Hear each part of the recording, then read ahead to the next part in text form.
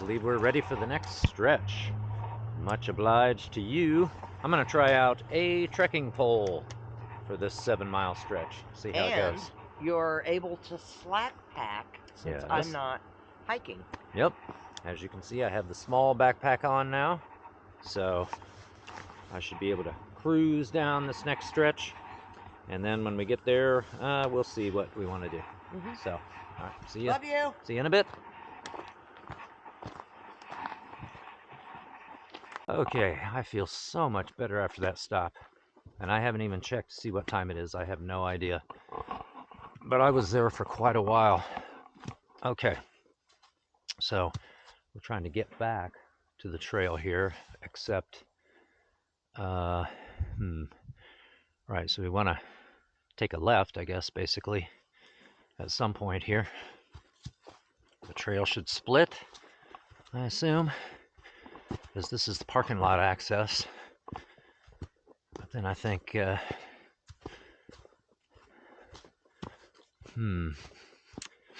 yeah, does it?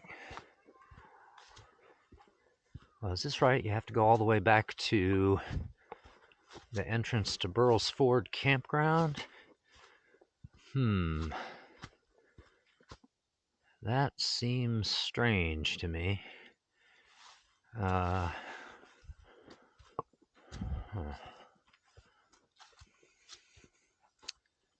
But maybe. Because I didn't remember the trail. It seemed like you would only go this way. Because I think we're talking like 0.4, 0.5 miles to get back to where we saw the entrance to the campground. And that would be like the east entrance, because if you're coming from the west at 15.9 is where you can enter from that side. And then I think it's 16.7 or something is where, or was it 16.2? I don't remember. But so like if you were going hiking east to west, then the entrance is, there's an entrance on that side too. Am I making any sense at all?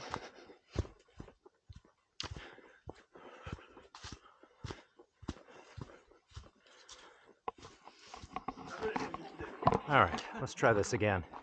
So there's a privy at 16.8, and so took advantage of that. And now, leaving this parking lot once again.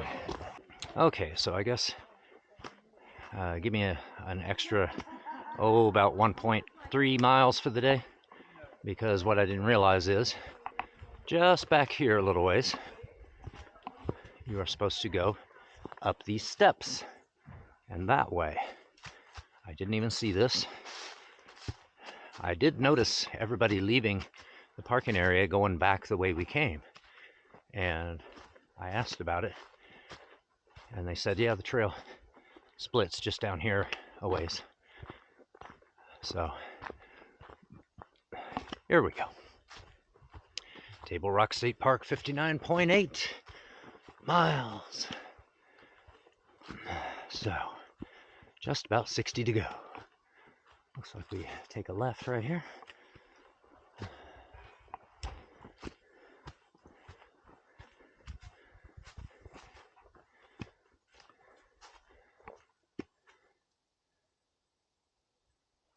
So now we're on our way to Sloan Bridge, where there's a parking area, and that is where we will meet back up with half mile. So 7.2 miles to go, and then at that point we'll see what we want to do. So the sign on top, which is a little boogered up, says National Forests Wilderness. And I wonder if the green, and then there's kind of an aqua color, kind of a bluish splotch above that. I wonder if those are supposed to mark the boundary when you're entering or leaving the National Forest. I'm not sure which one we are doing, if that's what that is. If I had to guess, we're probably between miles 18 and 19. So I was anticipating day 2 being pain day. I said about 10 o'clock it would start. Now that was assuming that Half Mile and I were going to get up and hit the trail like 7 or 7:30 or something. So about 3 hours in, I figured is when the pain would start. And I got the pain. Oh yes, I got plenty of the pain during the first half of the day prior to the fresh ground stop. But I think I probably stayed there at that parking lot for 2 hours-ish, possibly a little longer. And I got charged up good, and you know, first I had to get a Gatorade in me immediately, and then got some coffee in me, sat and savored that, sat in Half Mile's car and got some heat, and got some pancakes, and just had a delightful old time. And then my spirits picked up a little when I realized I was going to be able to slack pack the next 7 miles. But on this stretch, the pain involves the right knee, a little bit of a knee thing there, you know, kind of like have to turn my leg a certain way so it doesn't hit the same spot there and aggravate that little sore spot on my knee. So maybe as time goes on here, my knee will just be screaming by the time I meet up with Half Mile again. And that's just the way it is. So, day 2, pain day. And if you can get past it, might be a little pain on day 3 as well. Get past that, and then I think I'll be in good shape. That's the theory.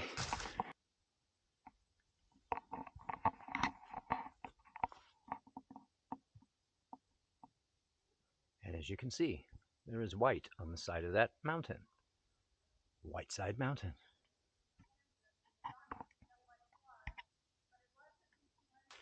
(2:01 p.m.) and I think I'm about 3 miles from the rendezvous point with Half Mile. It's another 5 miles, I think, to the place where Fresh Ground is setting up to do supper tonight and breakfast tomorrow morning. But I don't think, well, I'm sure I can't do another, let's say it's 3:30, right? I can't do another 5 miles before 5 o'clock, certainly, probably before 5:30. So, well, okay, it just occurred to me, I could get there a little after sunset, since either way, I'm not going to camp in my tent tonight. I'm going to stay at the Half Mile Hostel, which is her car. But I think I'm going to do it at the next, where I meet her up here. Okay, so we are 20.3 miles in, which is about what I thought. This, I think, is the fish hatchery parking lot, which according to the anti-gravity gear map is 20.6 miles in. So, I don't know. Let's just say it's 20 point. Let's do the most conservative estimate here, the most pessimistic one, and say we're at 20.3 and that we have to get to 23.9. Then we have 3.6 miles to go. So when you cross this parking lot, you then cross some secondary road. It does have a yellow line, so it's at least a good enough road for one of those. I guess that's Fish Hatchery Road. Okay. Sloan Bridge. Okay, that's 3.3. We said 3.6, but we're going to say 3.6, just to be pessimistic. And that's where we are meeting Half Mile. And just under 56 miles to go.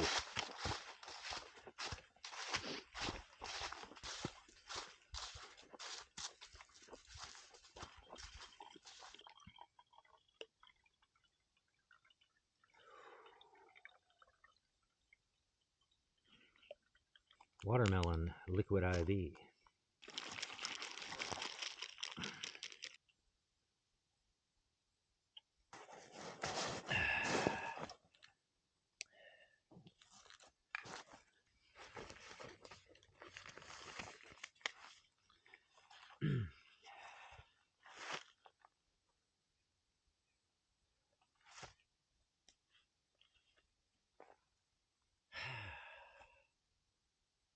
Well,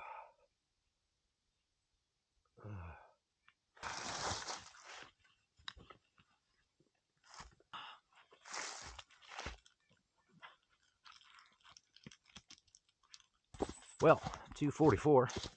Guess I better get to stepping again because I'm on the verge of becoming chilly. So, after I get going here, I'll warm up to the point where I will not need to put on another layer and dig it out. Will not need to dig out my hat and that kind of thing.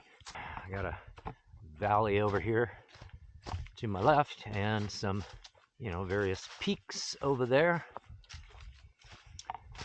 We went up to about 2,900 feet today, and now we're below that. I can't remember how much we're going down. Maybe 500 feet at most to the rendezvous point. I believe the highest point on the trail is maybe 3559, something like that. I think I am bringing up the rear today. I think that everybody that I've met is ahead of me. And so that's as of Fish Hatchery Road back there where I was passed. I think everybody is trying to get up to where fresh ground is going to be and plan to camp there tonight. And that is at mile 29, somewhere around there. So it looks like I'll be the one who doesn't make it that far, although I may join everybody for breakfast in the morning because I'll be doing that 5-mile stretch before any of them lazy slugs are even awake. Or that might be how it goes. I don't set an alarm to get up at dark 30 before sunrise and hike, but I will usually wake up and take a look at my phone to see what time it is and then make the call. If I feel like going back to sleep, then I do. But if I feel like getting up and moving, then I do. So you might be wondering, well, if Half Mile, had been with me this whole time, would she be one to do that? No, she wouldn't. She would want to wait until daylight to start out. She'd be willing to get up a little bit before that, but not at 2:17 a.m. like the madman that I am. So, and I would have been able to adjust to that. It's like Cosmo Kramer's mental alarm.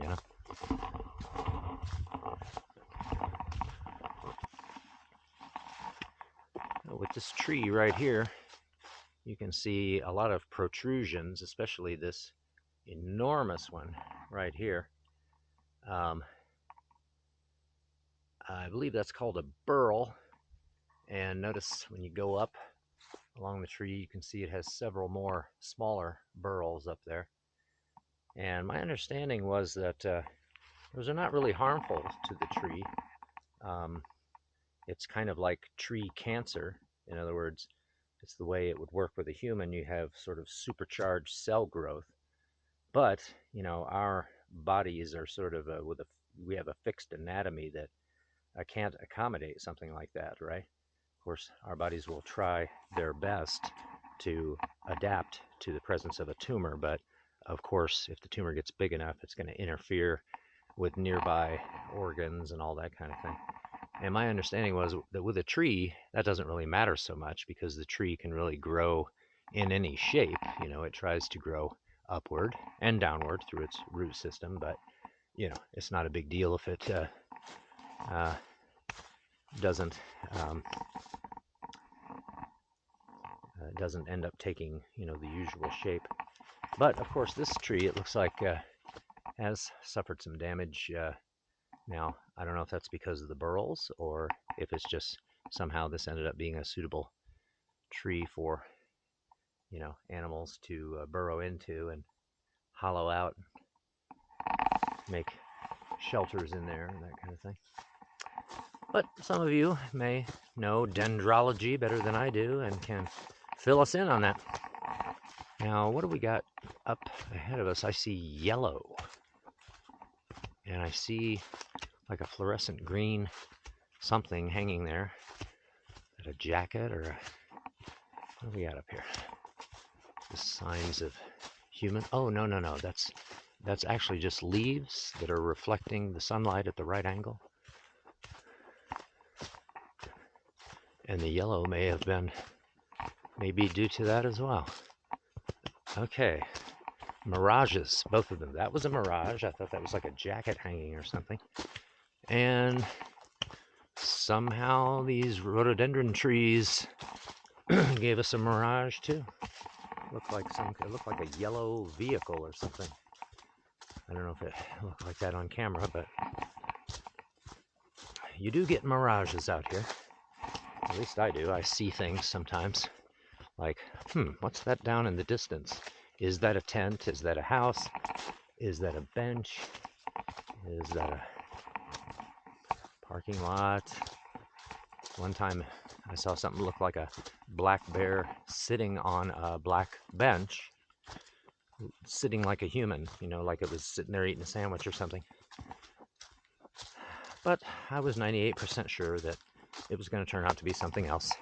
And it was nothing more than a great big fallen log with a branch fallen over it crossways.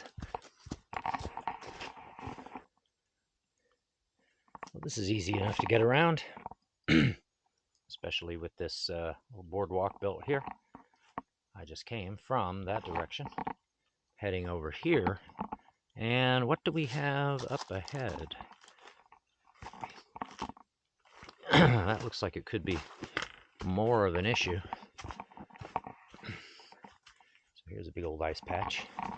And right there, okay, now we can get around that. I thought the ice at the bottom was going to be something that we would be forced to try to shimmy over. Okay, well, we can get around it, but that's not to say it'll be a total piece of cake. Let's see.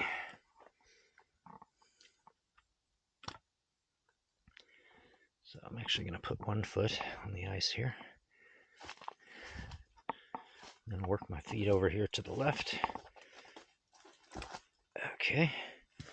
Now I feel like my left pant leg is stuck in a thorn. So, there we go.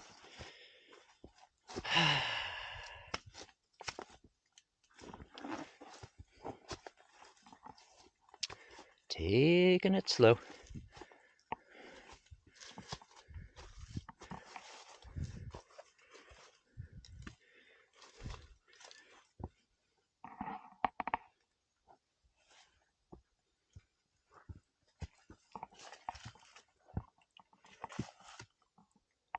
Uh-oh.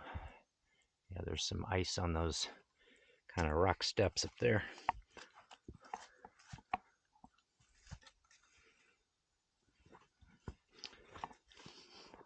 But once we get up there, it looks like we're pretty good. So let's just get ourselves away from this particular face of the hillside.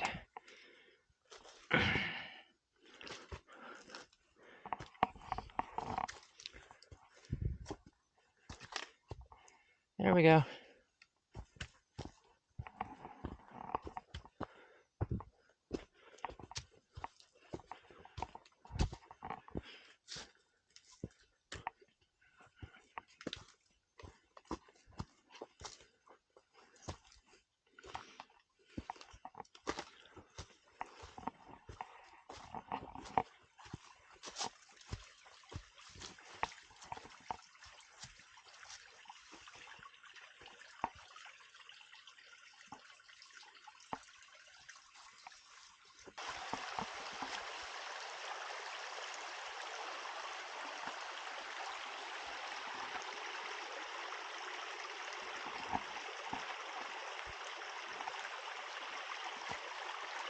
Somebody knows what that thing is with the lid.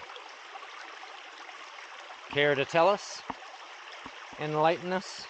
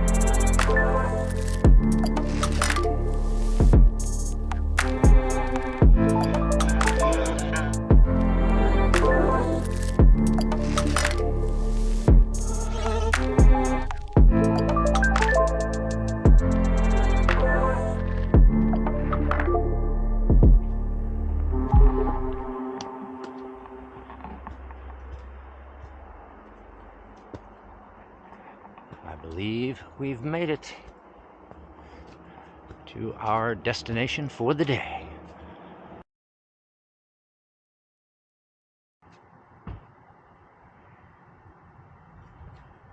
Day 3. Let me pan around here and wait a minute. I think I lost the trail. This isn't the trail, is it? It's a hotel. There's Half Mile over there. Well, it looks like day 3 is going to involve the Biltmore Estate in North Carolina. We lost the trail, Half Mile. We lost the trail. This isn't it, is it?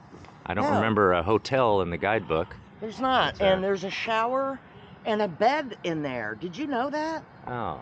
Yeah, come to think of it, it was much more... You don't have to do anything. All you have to do is just lay down and sleep. It was more comfortable overnight last night, now Super that you cool. mentioned it. So I got to the parking lot there about 4:30, and first I said, why don't we drive into town and go to a restaurant and get a meal, and while we're sitting at the table there, we can do a planning session. And I immediately just became so stiff and was just so worn out and hobbled into the restaurant, and I could hardly talk. The first thing I wanted to do is just eat and get that out of the way. And then I didn't have the energy for a planning session, and so I'd brought the guidebook in, but we just ate. And then Half Mile said, well, do you want to get a hotel? And I said, well, no, but yeah, maybe we should. So got into the hotel, and she said, why don't you just go in there and lay down, and I'll bring everything in. So that was about 6:30, and so I just crashed and then slept until 6 this morning. So we discussed it and decided that I probably ought not to continue. So